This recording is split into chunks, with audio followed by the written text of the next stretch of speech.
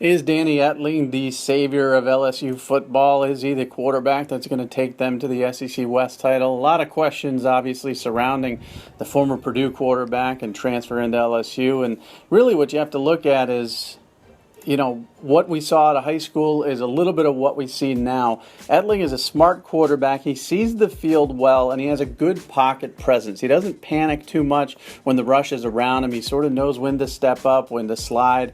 He's got some mobility for a big quarterback, but it's more about shifting around and getting a proper passing angle as he avoids the rush.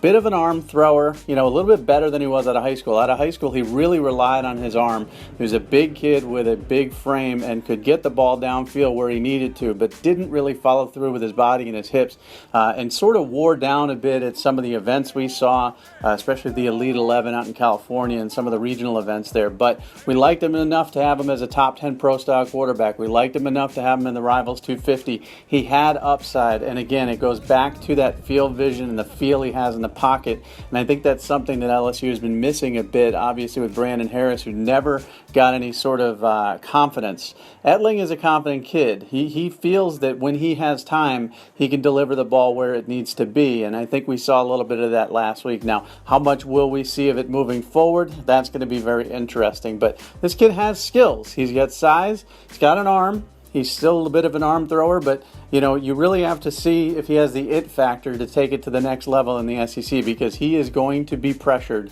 and pressured heavily as he gets into that schedule if he remains a starter.